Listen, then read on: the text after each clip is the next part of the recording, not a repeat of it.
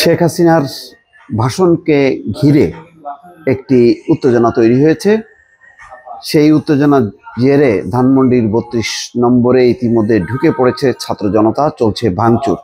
দর্শক, আপনারা জানেন যে আগেই ঘোষণা দেওয়া হয়েছে শেখ হাসিনা রাত ৯টায় যদি ভাষণ দেয় তাহলে বুলডোজার দিয়ে গুড়িয়ে দেওয়া হবে ৩২ নম্বর আওয়ামী লীগ কার্যালয় সহ আওয়ামী লীগের অন্যান্য বাকি যে স্থাপনা। এখন সেই পরিস্থিতি তৈরি হয়েছে।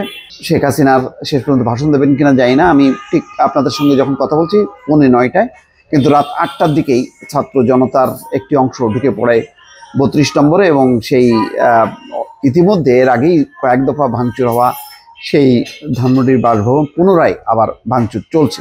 কেউ কেউ বলছেন যে বুলডোজার আনা হবে এবং সেই বুলডোজার দিয়ে একেবারে পুরো বাড়িটা গুড়িয়ে দেওয়া হবে। ধানমন্ডির ৩২ নম্বর বাড়িতে মিছিল নিয়ে ঢুকে পড়েছে ছাত্র জনতা।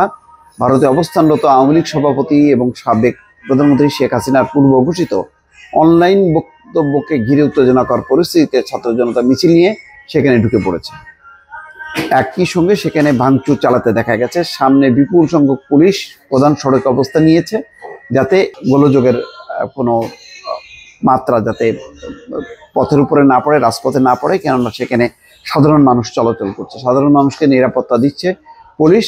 কিন্তু ভেতরে যে ঘটনা ঘটছে সেই ব্যাপারে তাদের কোনো অবস্থান নেই। অনেকটা ছাত্র জনতার নিয়ন্ত্রণে বলা যায় ৩২ নম্বরে ভাঙচুর হওয়া সেই ভবনটি। এর আগে বৈষম্য বিরোধী ছাত্র আন্দোলনের নেতাকর্মীরা ঘোষণা করেন শেখ হাসিনা কোনো বক্তব্য দিলে ধানমন্ডি ৩২ নম্বর বুলডোজার দিয়ে গুড়িয়ে দেওয়া হবে। এখন পর্যন্ত বুলডোজারের কোনো চিহ্ন নেই, কিন্তু ব্যাপক ভাঙচুর চলছে এবং সেখানে লোকজন জড়ো হচ্ছে।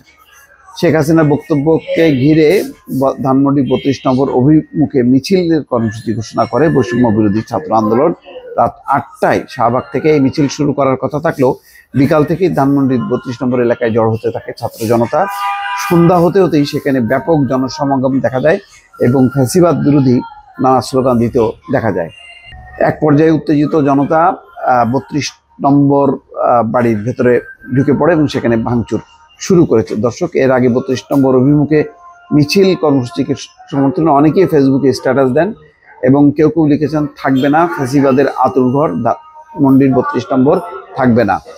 এছাড়া বুলডোজার মিছিলের একটি পোস্টার ছেয়ে গেছে সামাজিক যোগাযোগ মাধ্যমে।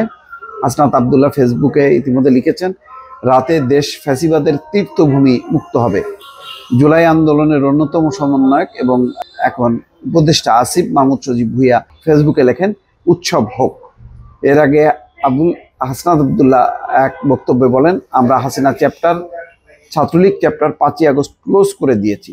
5ই আগস্টের পর ফ্যাসিবাদ বিরোধী যে দলগুলো আছে তাদের সঙ্গে আমাদের মতের পার্থক্য হবে, রাজনৈতিক মত পার্থক্য হবে, বিভাজন থাকবে, কিন্তু এক জায়গায় স্পষ্ট, হাসিনা ও ফ্যাসিবাদের পুনর্বাসন কোনোভাবেই দেশে চলবে না। দর্শক, এখন এই পরিস্থিতি নিয়ে চলছে। সম্ভবত ধানমন্ডির ৩২ নম্বরকে ঘিরেই গণমাধ্যমগুলো রিপোর্ট করছে। অন্যান্য ভবনগুলির ব্যাপারে এখনো কোনো রিপোর্ট আসেনি।